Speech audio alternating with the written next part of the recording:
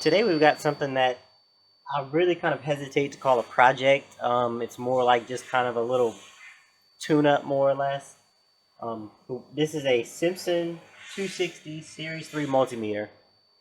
I've been having this for a while, and I've just been kind of having it sit because I just had a whole bunch of other things that I was doing, and I think that now is a good time to actually get to it. Now, those of you who've been watching me for a while know that there's two kind of meters that I always say, if I had my preference, I wouldn't grab them. That's analog meters and manual ranging meters. Now, the first thing you'll notice about the Simpson 260 is that it's both. It is analog readout and manual ranging. So, if you're wondering why I am actually doing anything with this, it's because it's a Simpson 260. This meter is just, iconic. If you love multimeters, you're almost obligated to have a Simpson 260. And like I said, I've been having this one for a while. It's got a few things in it that that I want to just kind of change to get it, to peak usability. We'll go through the calibration of it, which is pretty simple. And I probably won't use it much. I'll probably, if I do ever use it for things, it'll probably just be more of a kind of just to get it out and to work with a little bit kind of thing. But we'll go ahead and pull it apart. We'll look at the circuitry inside of it. I'll show you the parts that I am going to replace. And, I wouldn't call it a piece of history, but it's a meter that I just really love to have in full working condition. So let's get started.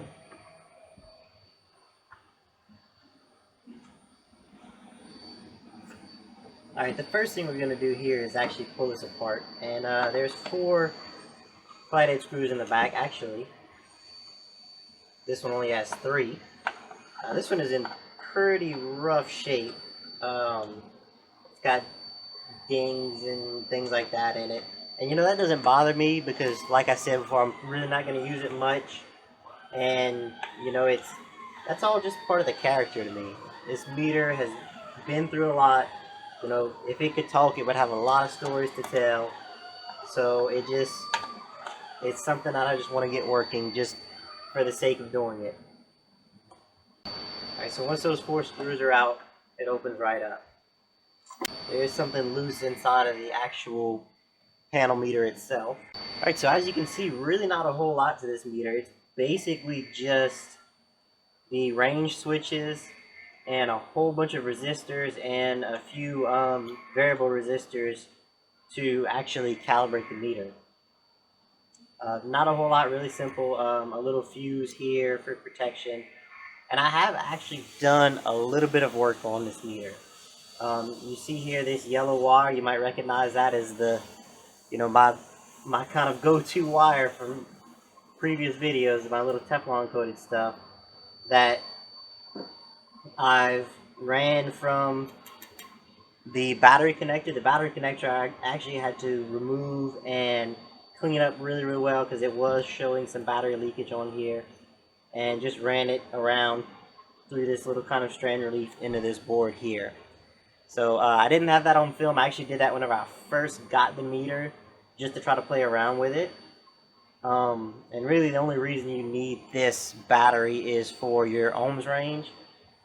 There's actually 2 sets of batteries that go in here. There's 1, 2, 3, there's 4 double A's, and then I believe this is a D or a C cell if I remember right. Although I do believe that there was at one time you can get like a mercury battery or something like that. I'm just going to use the regular alkaline in here.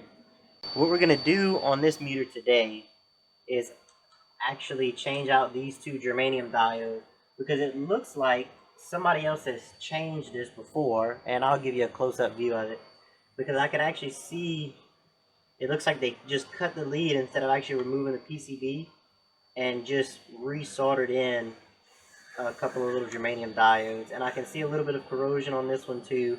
So I've got those. We'll get them changed out. And there's also, buried way underneath here, is an old capacitor. The only thing they use this capacitor for is basically to do some DC filtering, you know, to filter out any DC components for just reading AC. If I remember, I'll have to go through the manual again, and we'll do this probably during the calibration. We'll talk about this a little bit more. But I am gonna change out that capacitor, these two diodes, and that's pretty much it. We may end up having to kind of go into these resistors and maybe change a few of them out, but I'm only going to do that if I can't get the meter to actually calibrate. We'll clean up these variable resistors here. We'll clean the contacts on the range switches, and hopefully that's all it'll take to get this meter back up to 100%. And of course we'll open up the panel meter and try to get whatever is clanking around in there out. Okay, so here is your close-up of that kind of little botched diode repair. You can see where they soldered it here. And I'm sure that this worked, but it just doesn't look good to me.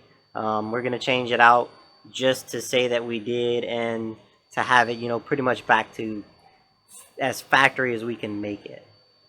I've got to apologize if any of my videos you hear a really high-pitched whine in the background. I know it's really annoying whenever I go to my editing and I'm listening to my headphones. It's really horrible. But that is actually our machine shop. We kind of work different hours. Like right now it's 3 o'clock on a Friday and I'm off. But our machine shop is actually still working. And that's the sound of the CNC machine rocking and rolling. So it's good that we have the work. That makes me really happy. Alright, so we've got to remove these range switches on the outside. And I thought that was let me try this flathead. Alright, and we're almost in. We've got some wires that are kind of holding us back.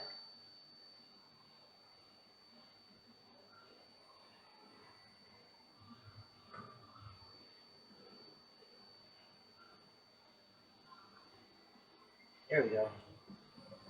Alright, and then we can just kind of lay the meter over really carefully. I'm going to put the case in front of this so that it can't roll backwards. Alright, so here's a little closer view of the PCB. You can see on the back side we don't have any components. This is just a little battery clip. This is the front side of the 0 ohms little, is it a potentiometer? I think it is. It almost looks like just a regular variable resistor though. Here we can see our capacitor that's going to be changed. And we've got a couple of resistors here. This is a looks like a 2 meg. Can't read this one. We can look on the schematic and see what it is. But all in all, this is a really simple meter. You can see there is really just nothing to it. I mean, honestly, just a range switch, some resistors, the capacitor, and the germanium diodes is pretty much all that makes up these meters. Alright, so let's go ahead and tackle this capacitor first. Now, if you look at the schematic, it calls for a 0.1 millifarad, 400 volt, just a, I mean, this is kind of, I think this is what they would call the bumblebee style capacitor. I'm going to be using a polyfilm, and it's a same value, the 0.1 millifarad, but I'm going to be using a 630 volt rated cap. It's not going to hurt anything. You can see it's almost exactly the same size, so it's going to fit really well, and it's going to do the job that it needs to do. I'm going to add a little bit of my own solder. I'm actually going to try to zoom y'all out a little bit if I can.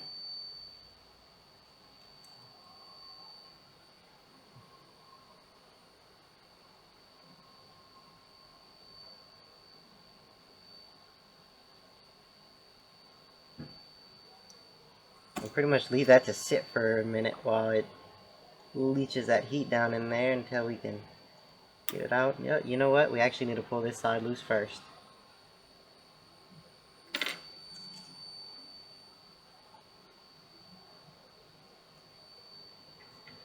Let me set up a little better with the camera. Yikes. Stay. I'm gonna try to pull some solder out of these just so I can get as much fresh stuff in it as I can. But I'm not too optimistic about how well this is gonna go.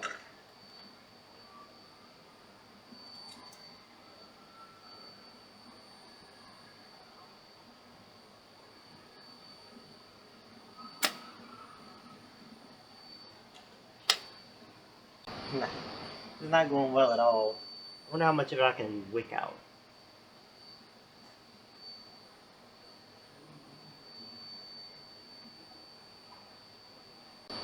Wicking seems to be the way to go to get this stuff out of here.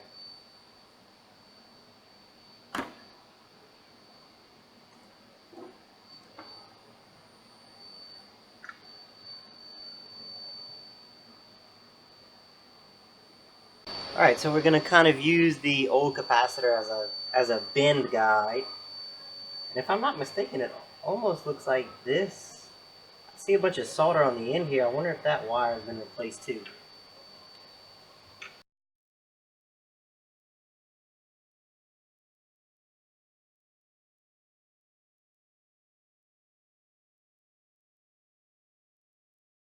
And the new capacitor is just a little bit shorter, which I think I actually kind of like because I don't like this bend on this one being right up against the body of the capacitor.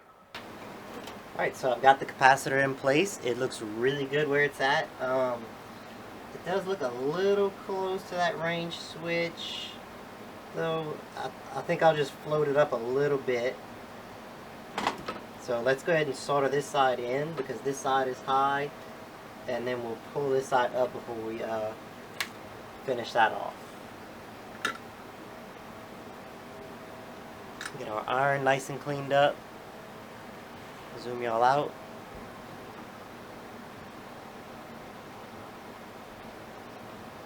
Let some heat build up in there because we're going to need a lot of it.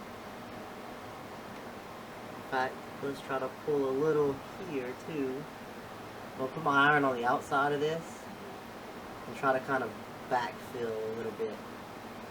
Not positive how that's going to work, but we'll try it.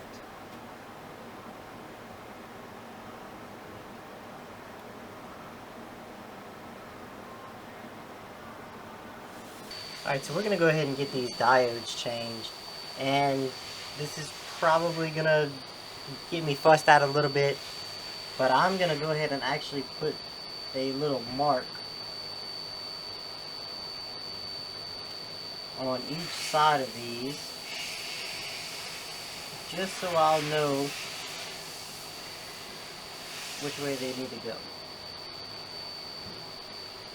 Of course, I can always go back and look at my videos and pictures and things like that of it, but you know, I think that having these marks is going to be just fine. I'm going to be using 1N34A diodes. They're just germanium diodes. If you look at the schematic, that's all it really calls for. So I figured that these would be a perfectly good little fit for it.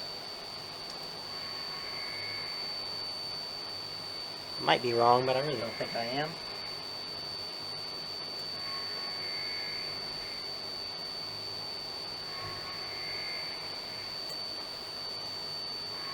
You could probably use just about anything, but I think that they're using the germanium diodes just because they're a little bit better responding.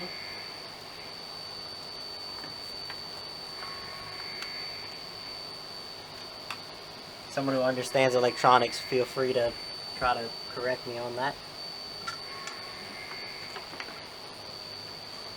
Alright, let's get this off.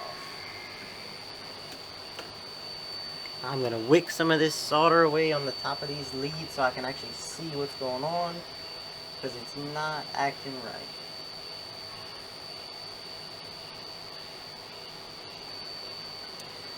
We should probably put some sort of insulation in there.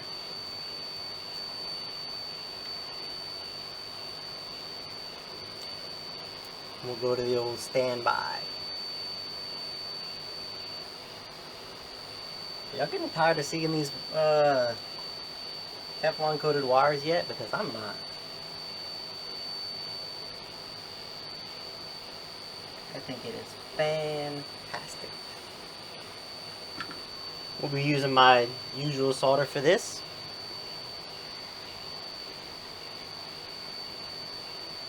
Okay, so we've got the diodes changed out. You can see that I put a little bit of insulation on each one just to kind of protect them from shorting against each other. And I also went and kind of re-tinned this section of the lead here. I didn't do everything. And on some of the points I actually left the lead long, and I just kind of followed the trace with it, and I soldered it across the whole length. I think that's a good idea to do that because it kind of reinforces that trace, and almost gives it kind of a point-to-point type of thing. And I do still have to get this wire back in there, but I think before I do that, we should go and clean this board up a little bit. We'll try to get these contacts cleaned up some. Not that I think the contacts are bad, but I think it's a good idea while we have it apart to just go through and clean it. Actually, before we do that, let's pull this meter off and see if we can get that clanking noise out of there.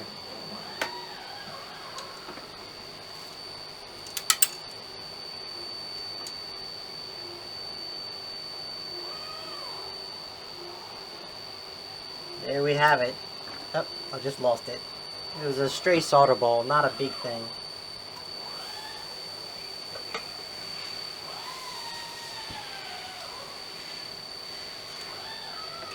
Actually, there's another piece right there. They had a few of them. Actually, that's a little bitty screw.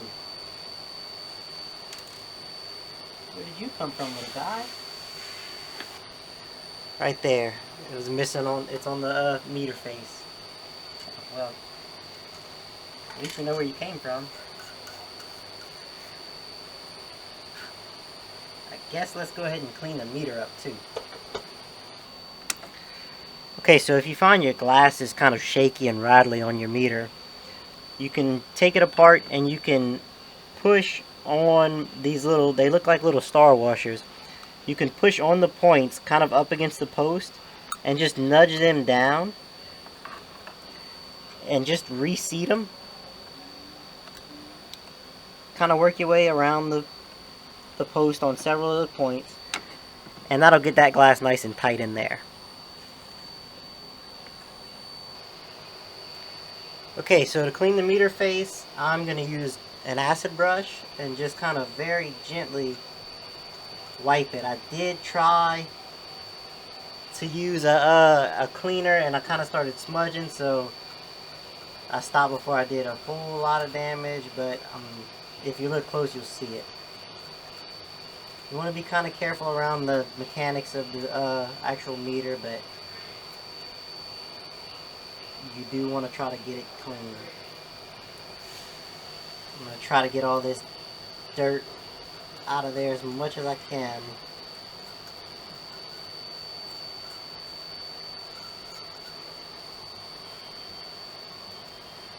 Okay, I think that made a fairly big difference, so whoops. Let's get this thing put back together. We'll replace the long lost screw.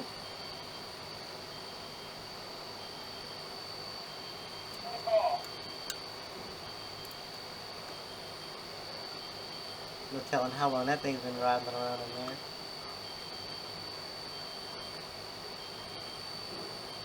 And we'll check the other ones just to make sure that they're not coming out.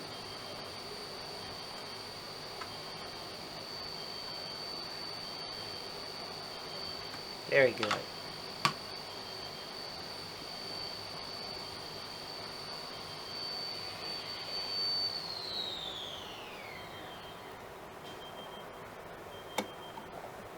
We'll want to make sure that our mechanical zero is still functional. Looks good. Alright, so we're going to start cleaning this PCB up. And unfortunately, I don't have any more electrosolve to kind of clean these contacts. We're going to go ahead and just use our flux remover. I don't think the contacts are really that bad. I think that they just need to be cleaned. But we're going to go ahead and clean the entire PCB because I can see it looks like there might be like some flux material and stuff left over from the actual manufacturing process. So we'll get it all cleaned up. I think this stuff will work good for what we're trying to do. We'll also spray inside of these varistors and stuff just to get those kind of cleaned up and work them a little bit. And we'll see how it comes out.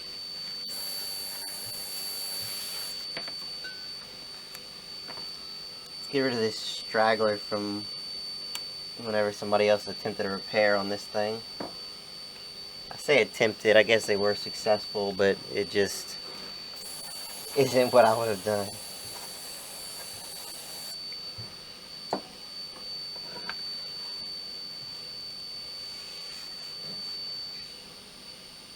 Let that kind of run off.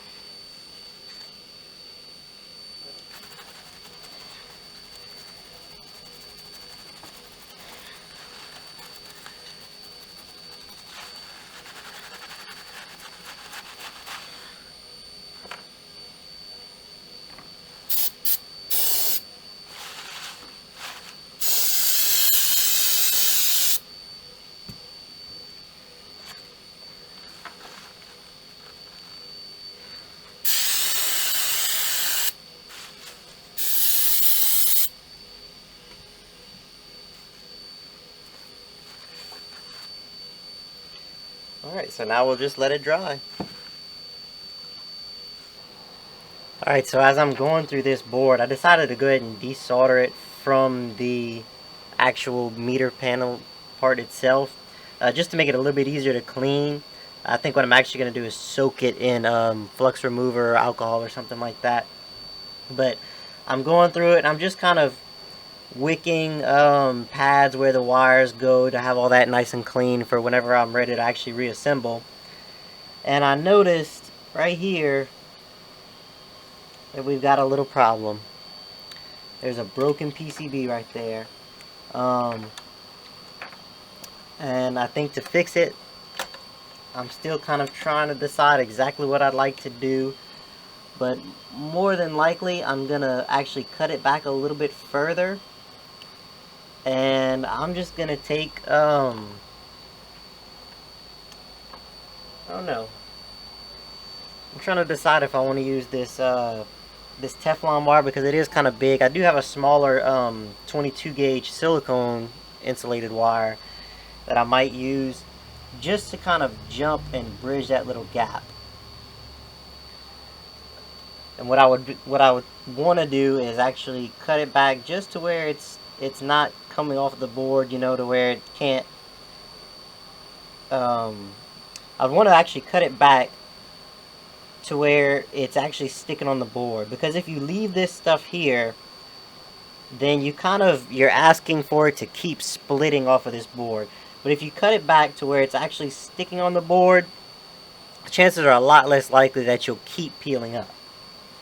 So I think we'll cut this back here and here, and I'll probably take that wire and strip the ends kind of long to where I can kind of carry it, you know, maybe about 1/4 of an inch, maybe even a little bit more along the PCB trace here, and probably the same thing here. And I'll just tin it all the way down. I think that'll be a good repair. Now there are options such as actually getting like a PCB Trace Repair Kit. I don't want to do that. It's just, first of all, I don't have one, and second of all, it just seems like a lot of effort to go through to basically make a little jumper. Now we may use a little bit of silicone or something just to help kind of hold that wire down from bouncing around pretty much. But there's wires all over this board already, so I think adding a little section of that isn't going to hurt anything. We'll lay a little bit of flux on the board.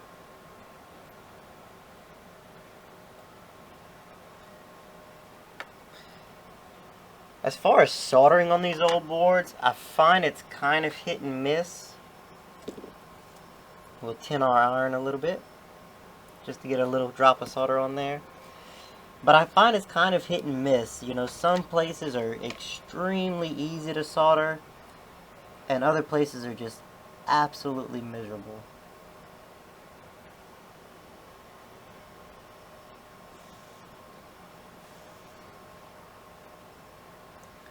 But lots and lots of flux seems to help. I think we may actually have to cut this insulation off because I'm scared I'm going to pull the PCB off with it.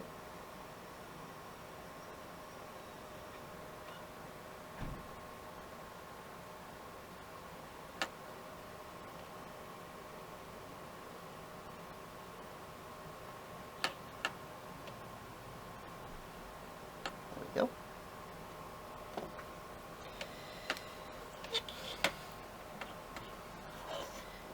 And we'll give the wires a little bit of a twist just to kind of neaten up the ponytail.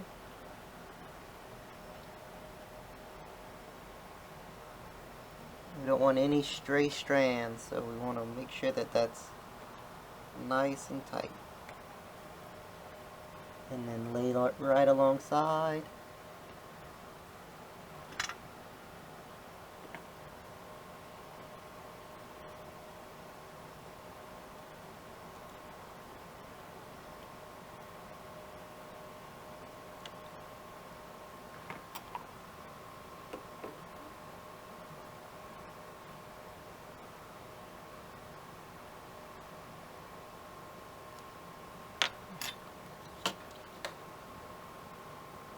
Kind of check make sure we're fused, we're soldered well.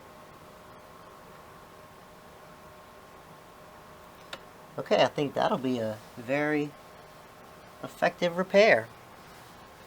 And like I said, I'm going to find something and I'm actually going to soak the board in a little container, probably with isopropyl alcohol.